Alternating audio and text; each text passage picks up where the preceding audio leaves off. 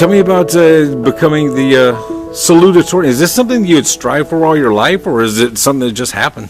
I strive for it all my life. Of course, in order to put yourself in the best predicament, you got to have the best grades, and I push myself to get there. Since elementary school, my parents always drilled that in my head that in order to be successful, you got to put yourself in the best predicament possible, and having good grades will get you to the best schools that will lead to the better jobs. And so with that in mind, I mean, you started Carvers Bay High School, and was it a difficult thing to do, or did it seem to come easy for you? The transition from middle school to high school was quite difficult. I had to balance a few things more, such as football, social life, academics. But as I got accustomed to it, it became quite easy. And as far as getting the grades that you needed, did that come easy? Yes, sir. I've always been a pretty good student. I know the value of hard work and how to get there, so it came pretty easily. Growing up, my parents always told me anything is worth working for, and when I was younger, unfortunately, I didn't get it. I thought, oh, it's just a saying.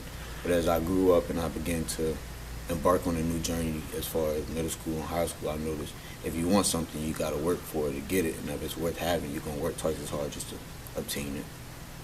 Well, you got it, and you're the salutatorian. Now, what happens next? Where are you going to college? And in the fall, I will be attending Morehouse College, where I'll be studying biology on the pre-med track. I'll also sign to play football, and I'll also be participating in the Bonner Scholar Program, which is a community service-based program. As I was going through the college journey, trying to see, okay, which would be the best fit for me.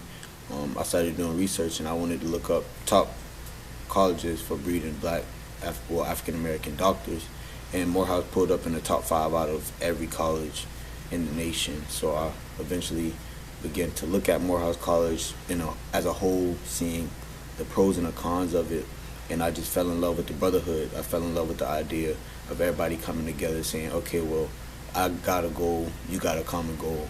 Let's build each other up and let's make the goal happen. So. And what's your career goals? I want to become an orthopedic surgeon/physician. Wow, cool. What is that, something in the family, or what got you interested in that? Growing up playing sports, I've always had injuries, and I wanted to see the best way to kind of fix the injuries as fast as possible. And I wanted to pursue a career in sports medicine, but it wasn't broad enough. With orthopedics, I'll be able to work with anybody from a kid to an adult.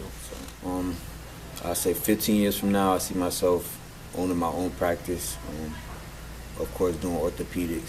I also want to open up a nonprofit organization for troubled youth, kind of leading them and directing them in the way they should go in order to reach goals that they do set for themselves. And I also want to begin to write a book. Wow, what kind of book? A book kind of stating the tools to success. You can give someone a tool, but it's up to them to build their future. So I would kind of give them the tools for that. What are you going to miss most about Carvers Bay once the graduation passes? What I'm going to miss is the family. This is a tight-knit community, of course, and I'm going to miss just being cool with everybody. All the laughs, all the fun times, even the bad times, I'm going to miss it. Teachers over the years that inspired you, helped you get where you are today, any of them stand out? Yes, sir. I would say, for the most part, well, most of the teachers are my football coaches, and of course, with football, it's not only a game. It teaches you life lessons. So they instilled in me perseverance. They instilled in me how the best man always sometimes doesn't win. It's who works the hardest. So teachers like that. A few other teachers, my biology teachers, inspired me to want to gear towards a career in biology, things of that sort. Advice for any students that might say, hey, I'd love to be Val and Sal one day. When should they start, working toward that goal, and what's your advice for them? You should start working as soon as you start school, honestly. Once you get that mindset of, I'm going to be determined to beat all obstacles and be in that position, that's when you start to see yourself succeed. I would say, yes, academics is great, do your best in school, but not only do academics, but be a part of different sports, different clubs, different organizations, because all that's going to look good on your resume. And as far as going to college and getting more scholarships, colleges, yes, they look at academic-wise, but they also say, okay, well, we need somebody that's going to help contribute to the school and build it up as a whole. So in order to do so, they want people that's been in student government, that's played sports, that's been in different clubs and organizations, in order to help overall build what the school stands for and build the school as a whole. So that's my advice. Just like him, I'll ask you, did you, was this always a goal of yours, or? Yeah, such good answers. When I got in middle school and really high school even, because my dad has a degree, but he's never, he never excelled in terms of academics, and neither of both my siblings. And I got in school and I just did my best, and then one year I got a letter saying I was number 1 in the class, and I was like, and I've never really been athletic, so this is just, I really take passion in my grades. Mm-hmm. Why was it important to you then? I mean, it was important to me, but I've never really thought of myself as someone that could excel in something, especially as big as this. So, but then when it happened, I was really happy about it. And over the years, whether it's elementary, middle, high, any teachers that stand out that made you?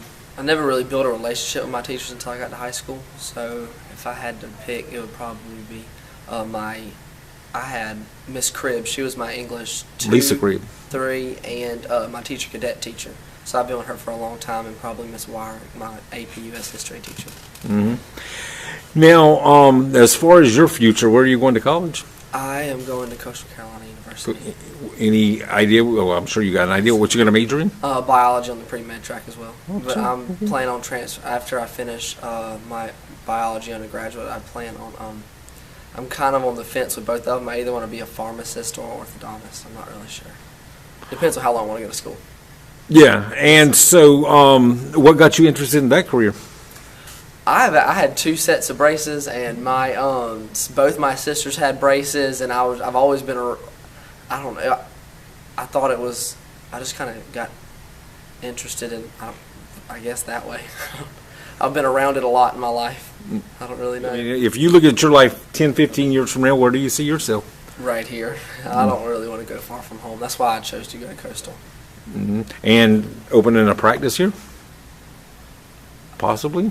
In Georgetown, most likely. Yeah. Or Pauley's, one of the 2. So what's your advice for other students, maybe just starting 9th grade or whatever, that may have in the back of their mind, hey, I'd like to be a Val or Sal one day? I mean, what's your advice for them? Stay motivated. It's hard, especially in a high school environment. It's hard to stay motivated to complete your schoolwork and things of that nature, just because of friends and events and things like sports even. And procrastination's a big thing. Don't procrastinate.